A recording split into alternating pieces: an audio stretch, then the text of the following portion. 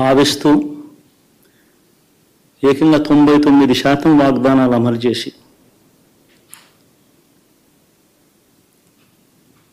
అంతే చిత్తశుద్ధితో ఆ మేనిఫెస్టోను కూడా అక్క చెల్లెమ్మల ఇంట్లోకి తీసుకొని వెళ్ళి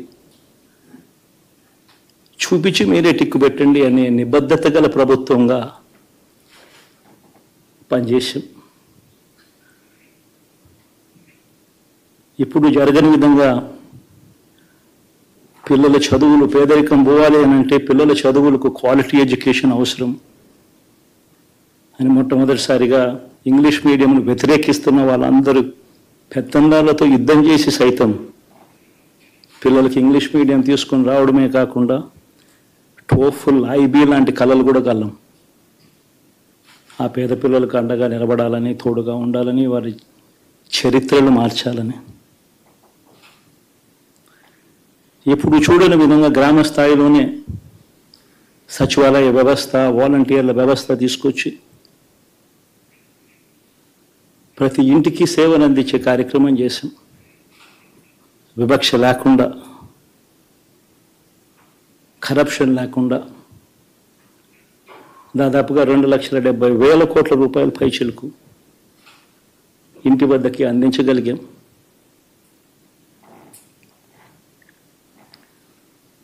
ఇప్పుడు చూడని ఈ మార్పులు తీసుకురావడమే కాకుండా ఒక చదువుల రంగం అయితేనేమి, ఒక విద్యారంగం, ఒక వ్యవసాయ రంగం అయితేనేమి, ఒక వైద్య రంగం అయితేనేమి ఏ పేదవాడు ఎప్పుడూ ఇబ్బంది పడకూడదు అని ఎప్పుడు ఊహించని విధంగా మార్పులు తీసుకొస్తూ పేదవాడికి అండగా నిలబడగలిగాం. విమెన్ ఎంపవర్మెంట్ అంటే ఇది, మహిళా సాధికారత ఇది అంటే ఇది అని ప్రపంచానికి చాటి చెప్పగలిగాం. సోషల్ జస్టిస్ అంటే, సామాజిక న్యాయం అంటే ఇది అని ప్రపంచానికి చూపించగలిగాం. మరి ఇన్ని గొప్ప మార్పులు చేసిన తర్వాత, ఇన్ని కోట్ల మందికి మంచి జరిగిన తర్వాత మరి అభిమానం ఏమైందో, ఆప్యాయత ఏమైందో తెలీదు.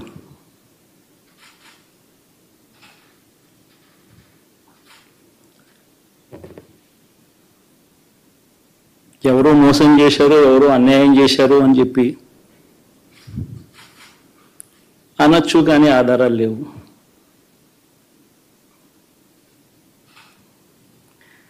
ఏం జరిగిందో దేవుడికి తెలుసు. పెద్ద నేనైతే చేయగలిగింది ఏమీ లేదు. ప్రజల తీర్పు తీసుకుంటాం, కానీ మంచి చేయడానికి మాత్రం ప్రజలకు తోడుగా ఖచ్చితంగా ఉంటాం. వాయిస్ ఆఫ్ ది వాయిస్లెస్ కింద ఈ పార్టీ తాను చేయాల్సిన పని తప్పకుండా చేస్తుంది. పేదవాడికి అండగా ఉండే కార్యక్రమంలో ఎప్పుడూ కూడా పేదవాడికి తోడుగా ఉంటూ గలం వెప్పుతుంది, పేదవాడికి అండగా నిలుస్తుంది.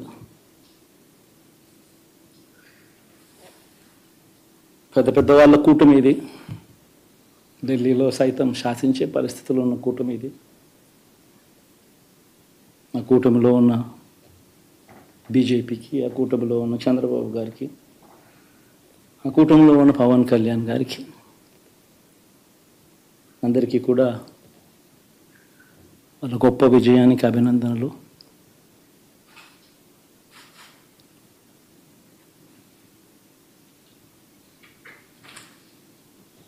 ఓడిపోయినా కూడా